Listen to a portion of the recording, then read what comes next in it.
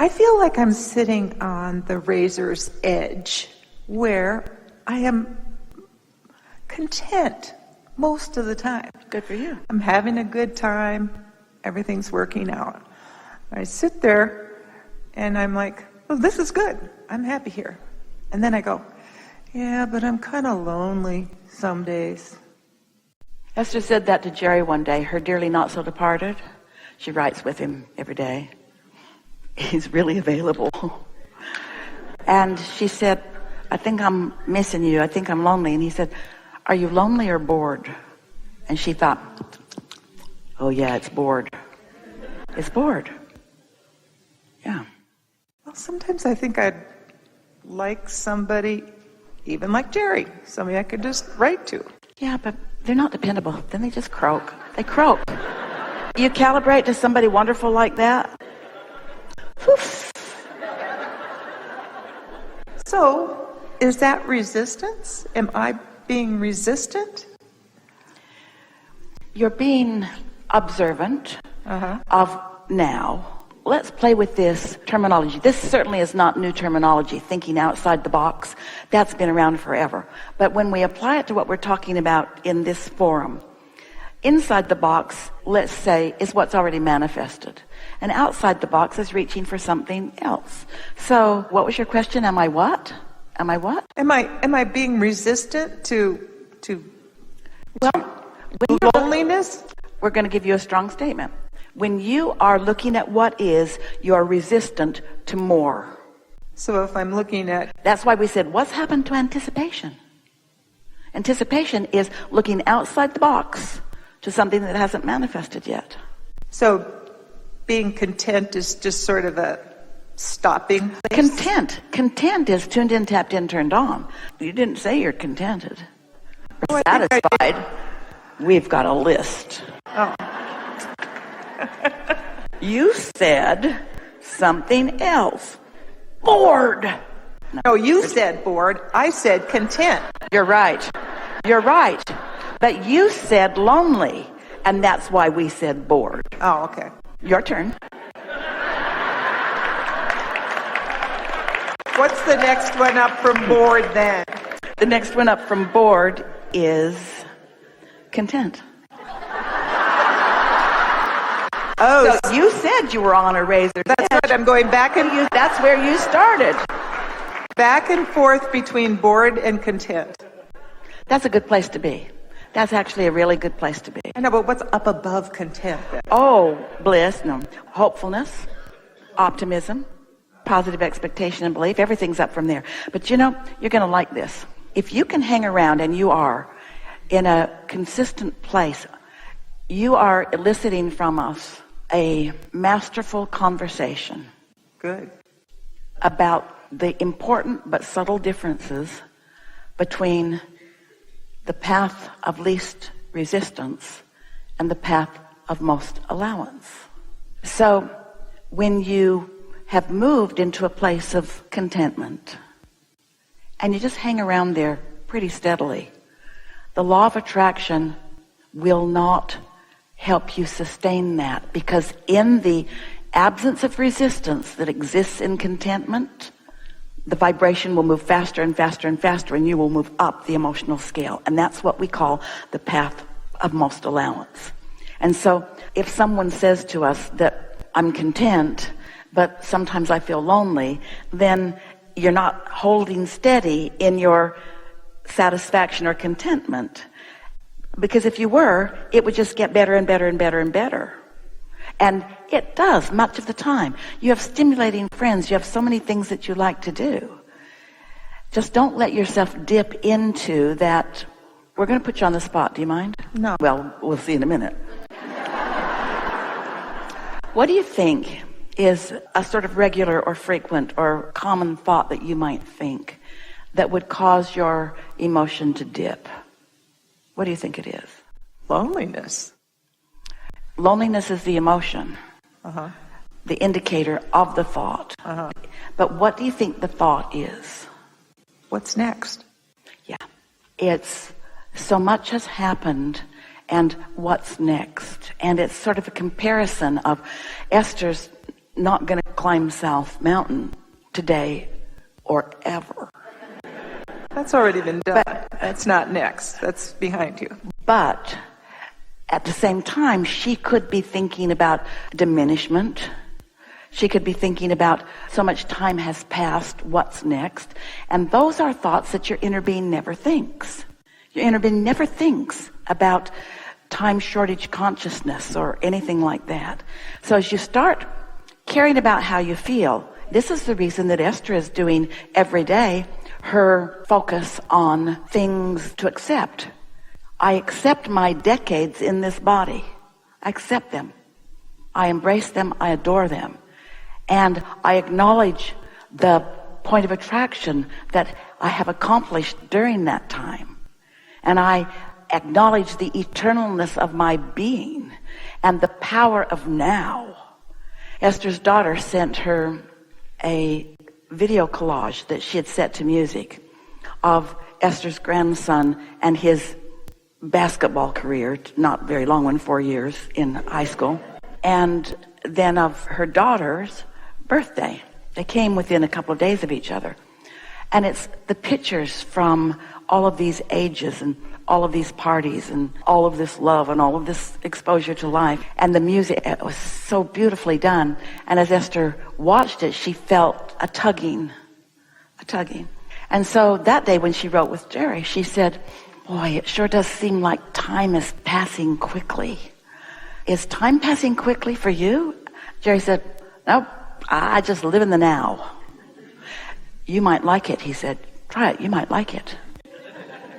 Just living in the now.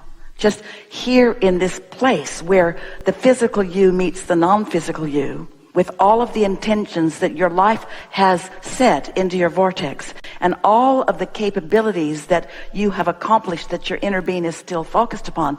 Find out how much is still to be lived that your inner being knows you put into your vortex that you have not yet manifested.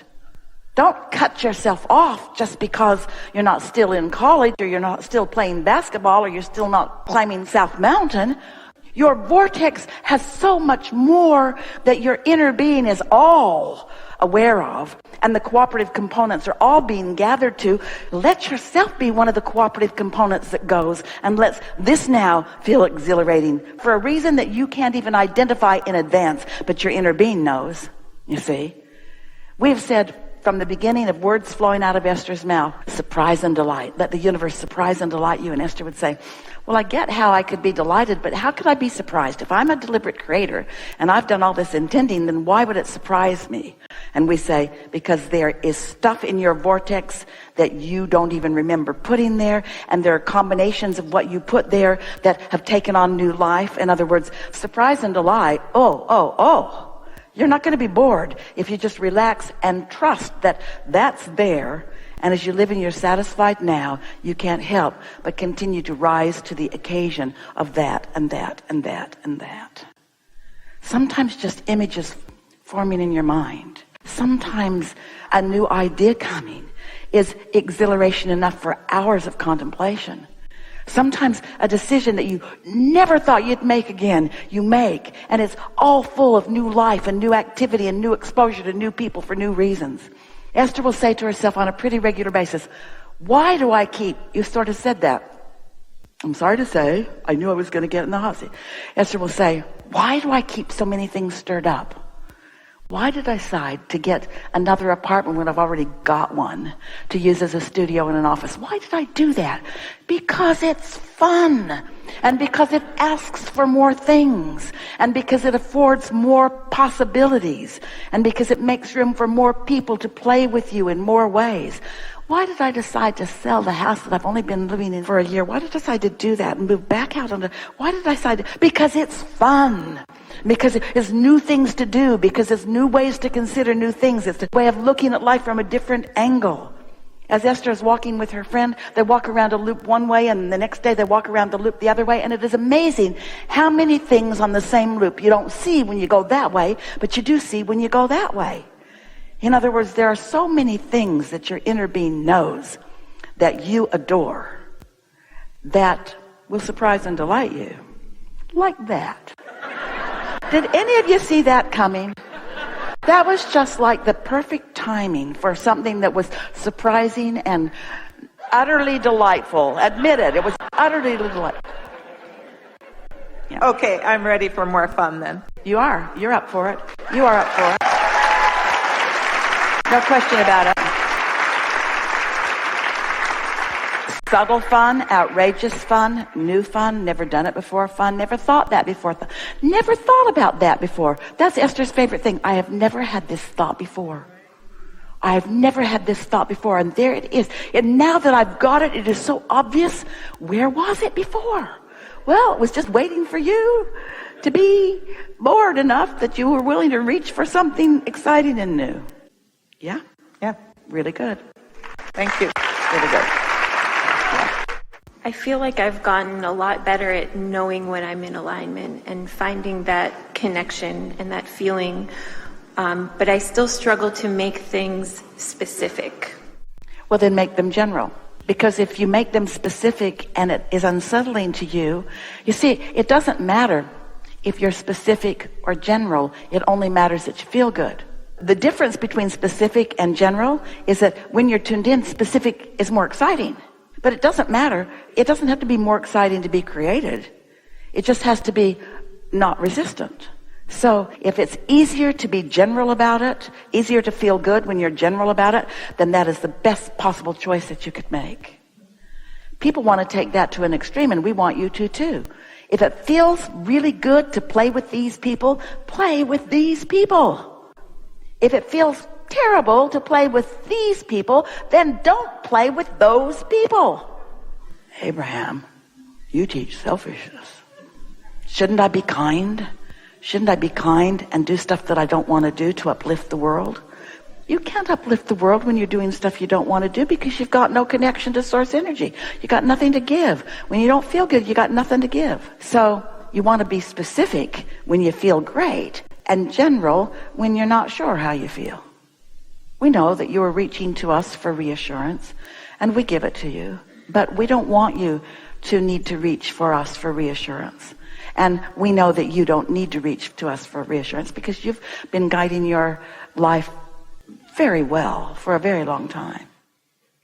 Beginning with a lot of contrast in my earlier life and a lot of times where my body, for lack of a better word, this is just what comes to my mind right now, did betray me when I was younger. And so your body never betrayed you. It gave you exactly what you expected. The law of attraction never gets it wrong. There is never a betrayal. Ever, ever, ever, ever, ever, ever, ever. The physical world is practically oriented, isn't the best description, is delusional, fear-based oriented. Find a need and fill it. Find a problem and solve it. Focus on the problem, focus on the problem, focus on the problem. Now, you were born with part of that intention. You knew there'd be step one. You just didn't expect to make a career out of focusing on the problem. You really knew that once you knew the problem or the question, that the answer would loom stronger. Or once you're in a problem, that a solution would loom larger. And you knew that you had guidance to let you know which way you're leaning, you see. And so you cannot stand right here in your now, knowing what you know, any of you, and having heard what you heard here today and felt the resonance of what you heard here today, and stand here and accurately or wisely define your now by your past. You just can't do it. Here is where you are. You know how your inner being defines you? From here to your vortex version, not how you got to here. And yet, let's celebrate how you got to here. Every bit of that contrast is why you're here. Your inner being celebrates here. An uncomfortable feeling means a contrary thought. Contrary to what? What your inner being knows. Oh, it's not contrary to what they say and what they say and what they say. And then we say, that's why we're saying calibrating to people who are not connected to source can lead you down all kinds of rabbit holes that are unnecessary to you. But, as you knew before you came, beneficial because it causes you to launch rockets of desires about what you really want.